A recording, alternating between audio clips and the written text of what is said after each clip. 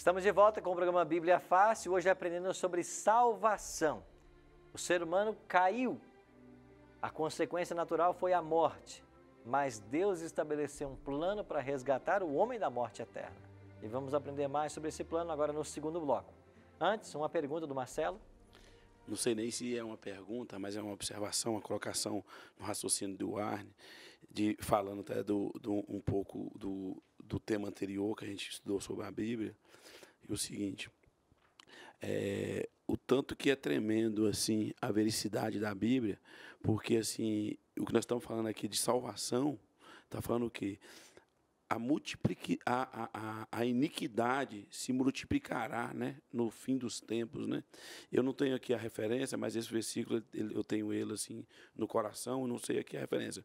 O pastor pode trazer esse tema, Sim, foi por isso que ele disse lá no seu discurso profético, né? Sim. Ele disse que por se multiplicar a iniquidade, o amor de muitos esfriaria. Sim. As pessoas seriam insensíveis, né? Sim. E de fato, Marcelo, quando a gente olha para o planeta Terra hoje, para os habitantes, não é isso que a gente vê?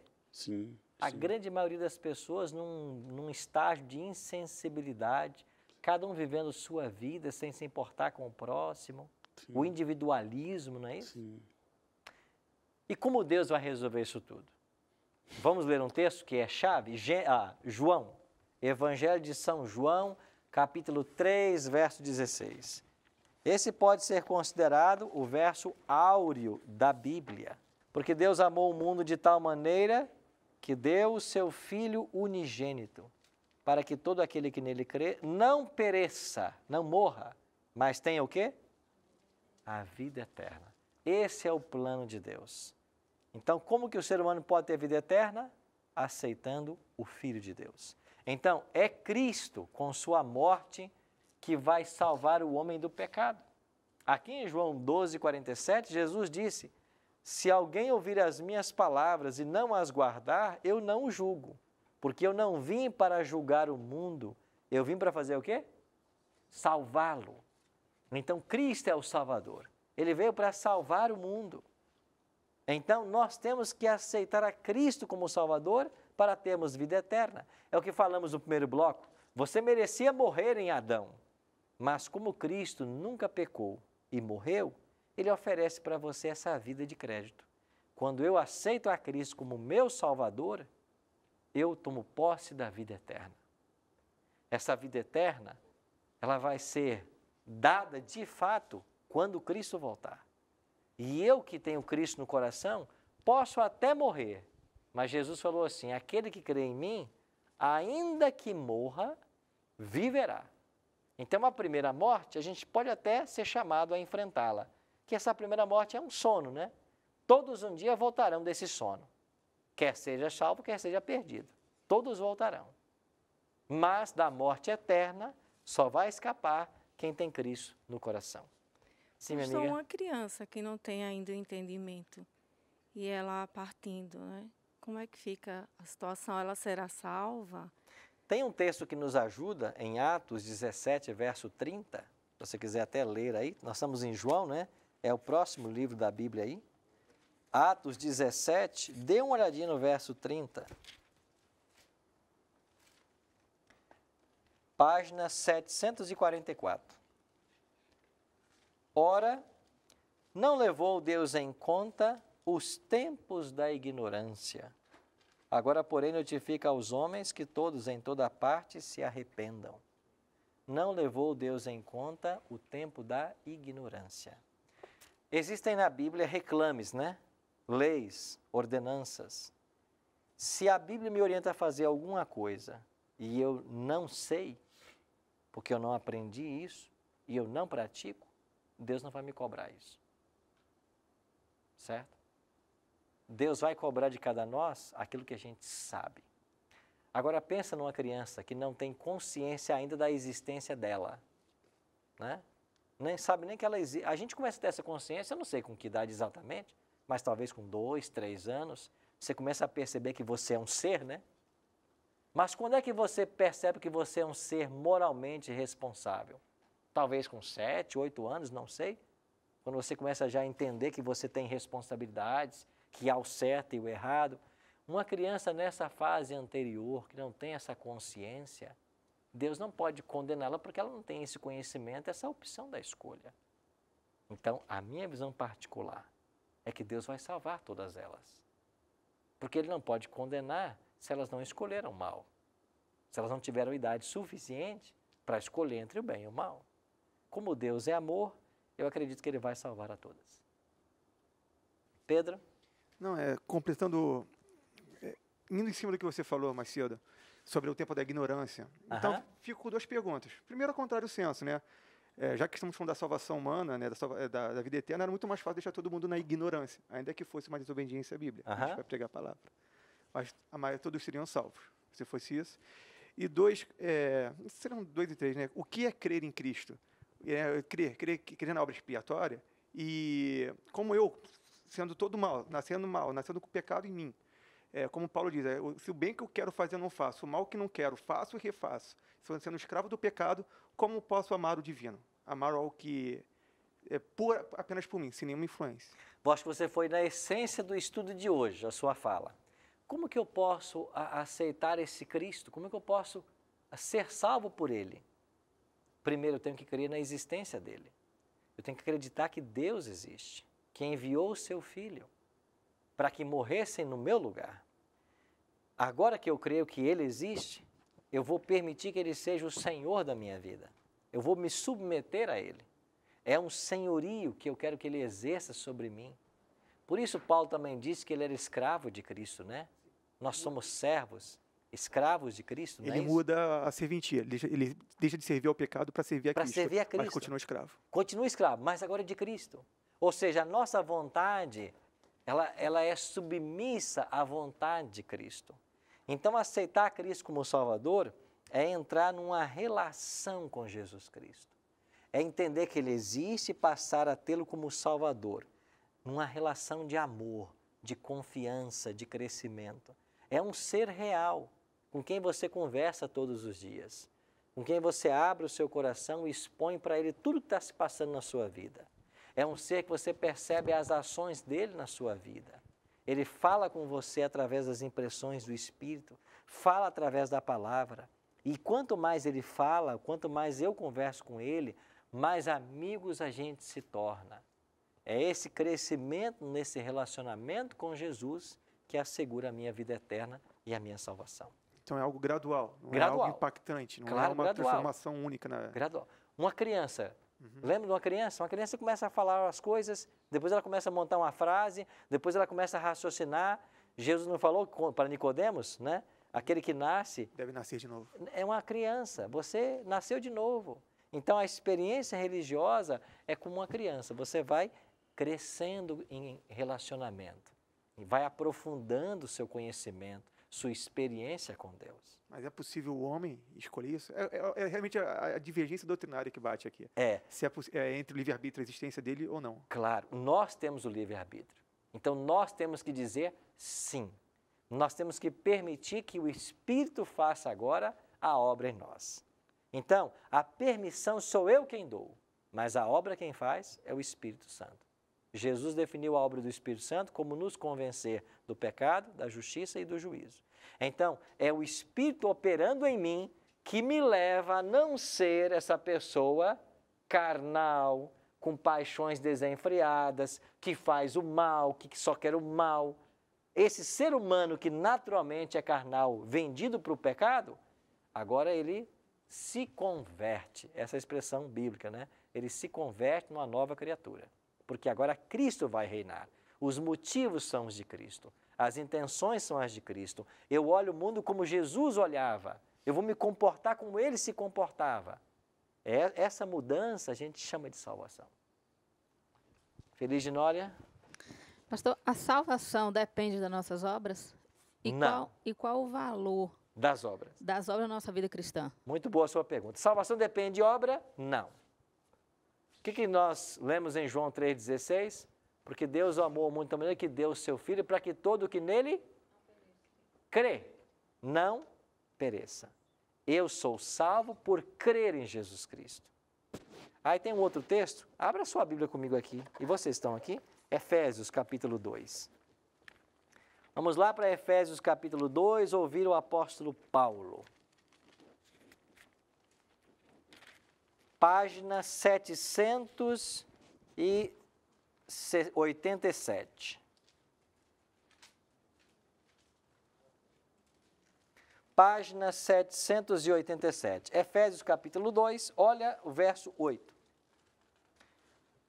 Porque pela graça sois salvos mediante a fé, isso não vem de vós, é o quê? Um dom de Deus. Verso 9. Não de obras, para que ninguém se glorie. Somos salvos pelas obras? Não. Nós somos salvos pela fé em Jesus Cristo. A graça de Deus é que nos salva. Esse é um estudo muito profundo. Eu tenho que entender isso, porque essa é a essência do cristianismo. Pastor, eu sou salvo pelas coisas que eu faço? Não. Por quê? Porque você não consegue fazer nada certo, nada direito, porque você é vendido ao pecado. Nós temos uma força natural que atua dentro de nós. Então, eu não consigo fazer para ser salvo. Então, como que eu sou salvo? Eu sou salvo exclusivamente pela graça de Jesus. Quando eu aceito, a graça dele me cobre. Agora, essa é uma parte do Evangelho. Lê comigo agora o verso 10. Efésios 2, verso 10. Olha o que diz o verso 10. Pois somos feituras dele, criados em Cristo Jesus, para quê? Boas obras. Espera aí. Nós não somos salvos pelas obras, mas nós fomos criados para boas obras. O que é isso? Eu vou explicar. Você não é salvo pelas coisas que você faz. Você é salvo por aquilo que Jesus fez. Jesus nunca pecou e morreu uma morte expiatória. Eu o aceito como meu Salvador. Ele vem para a minha vida e eu estou salvo. Mas agora que ele veio para a minha vida, ele começa a implantar no meu coração uma natureza espiritual, que vai lutar contra a natureza carnal. O que é essa natureza espiritual? São a prática das boas obras. Então, veja, eu guardo a lei para ser salvo? Não. Mas uma vez que eu fui salvo, eu guardo a lei. Por que eu guardo a lei?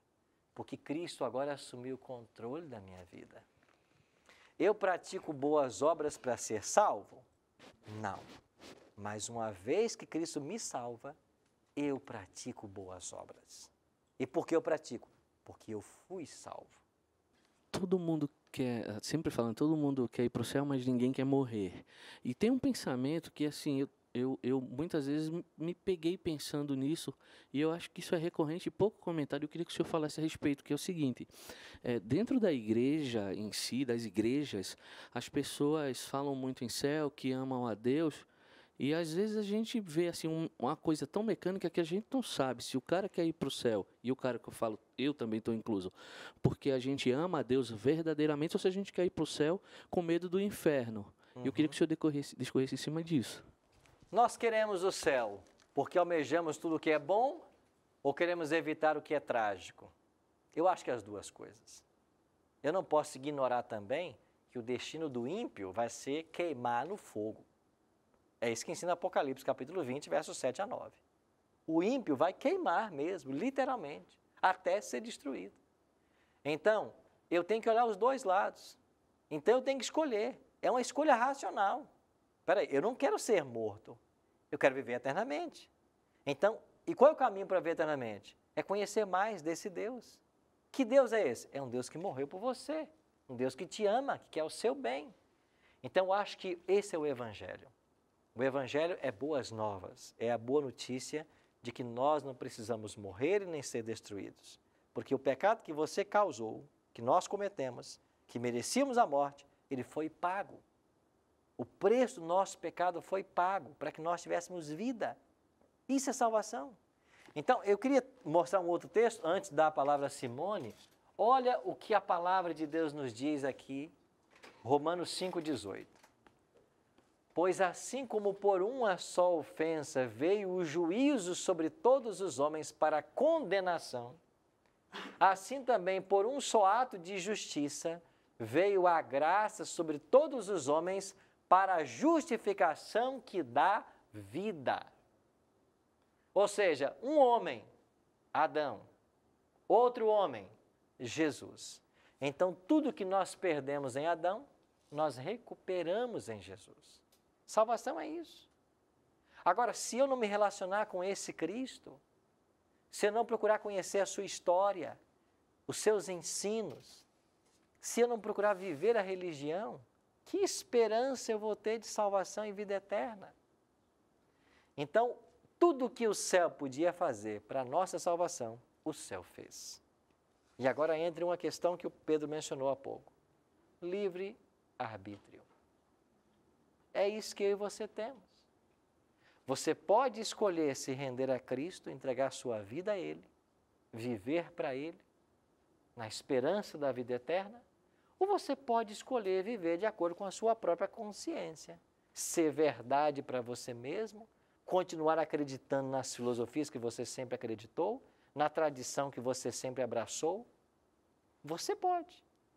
E sabe o que é mais belo em Deus? Ele respeita isso. Porque ninguém vai para o céu contra a sua própria vontade. Ninguém vai. Eu e você aqui, se um dia estivermos nos céus, é porque nós quisemos o céu. Porque quem não quer o céu, não vai. Você pode ficar tranquilo. Se você não quiser o céu, você não vai. Porque o céu é um lugar de pessoas que querem o céu. Salvação é para quem quer. Aí volta a sua pergunta, Feliz de Nólia. Jesus pode perdoar todos os pecados com a morte dele? Pode. Toda a humanidade pode estar perdoada? Pode. Agora, toda a humanidade quer? Não. Então, a sua morte vai beneficiar quem? Quem quer. Quem quer. Isso é livre-arbítrio. Isso é liberdade. Não é uma coisa linda? É o Deus que eu e você podemos servir. Ele é assim. Ele dá liberdade para você. Porque não nos fez robôs, autômatos. Não.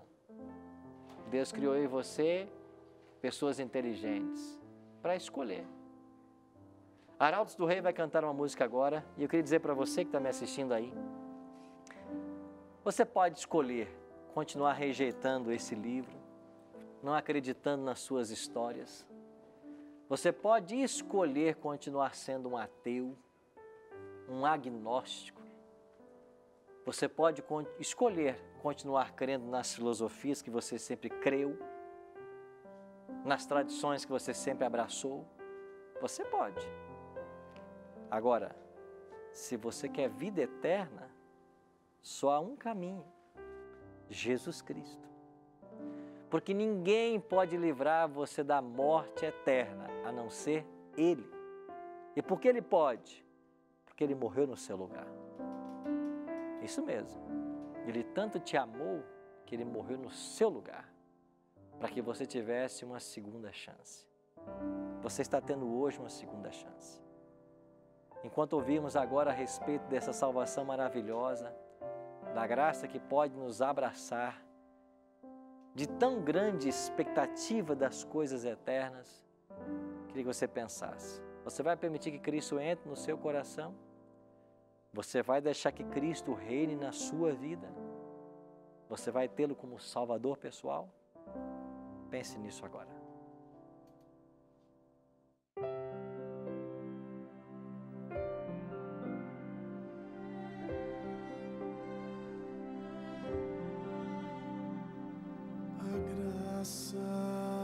É o ponto de encontro,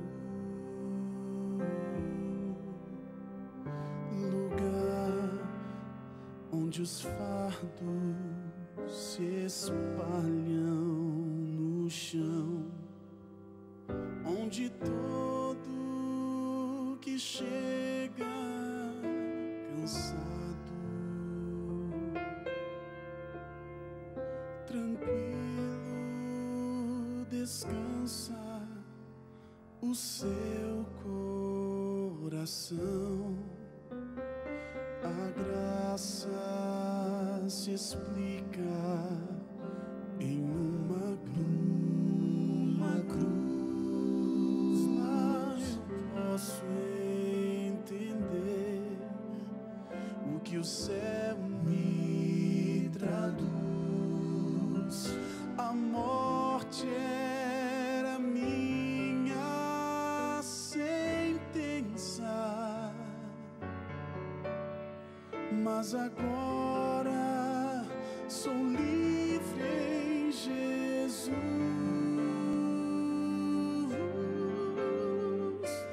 Graça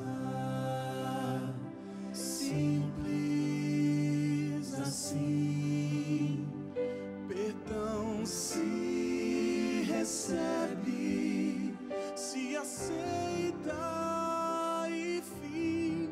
Pecado não se explica, pecado se paga e Cristo pagou por mim.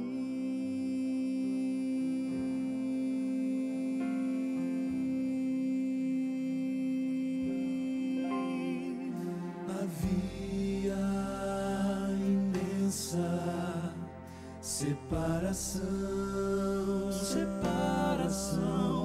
entre a raça caída e o Deus do perdão, mas a graça fechou o abismo e sem hesitar estendeu-nos a mão, mostrou-nos a estrada de volta à casa do Pai, onde iremos morar, nos dá esperança que move, a certeza que Cristo em breve virá.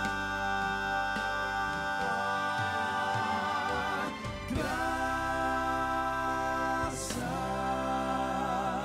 simples assim, perdão se recebe, se aceita e fim. Pecado não se explica, pecado se paga e Cristo pagou por mim.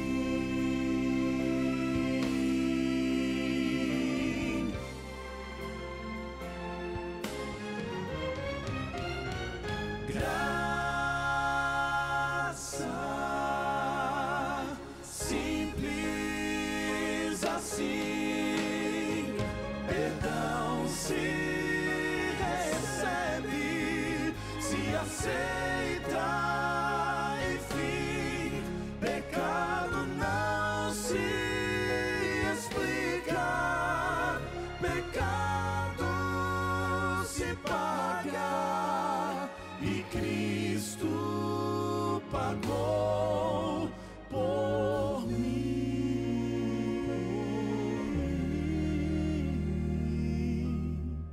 E Cristo pagou por mim. Graça, graça.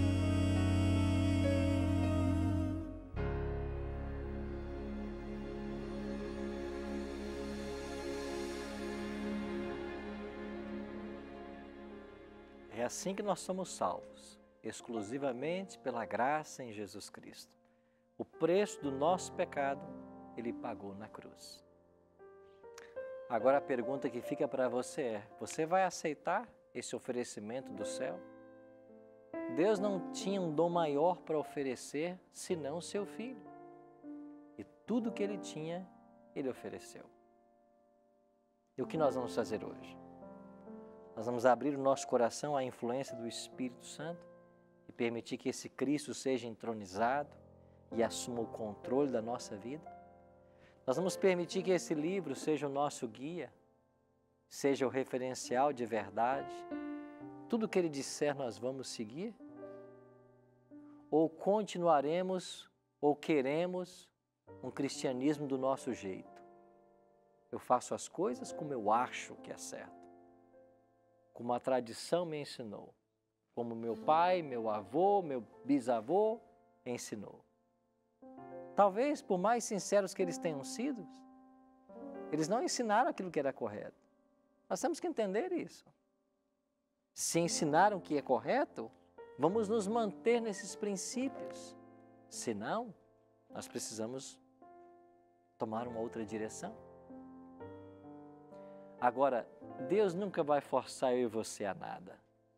O que nós precisamos hoje é abrir nosso coração e permitir que essa graça maravilhosa nos alcance. Que Cristo assuma o controle da nossa vida e que Ele passe a nos nortear em tudo o que fizermos. Se um dia eu e você estivermos nos céus, será pela graça dEle, não por nossas obras, não por nosso merecimento. Deus quer você no céu. E se você usar a pequena fé que você tem agora, Ele vai te alcançar. Se você usar essa mínima fé que você sente e der lugar para o Espírito Santo, Ele virá e vai tomar conta da sua vida. E você nunca mais será o mesmo. Vamos orar por isso?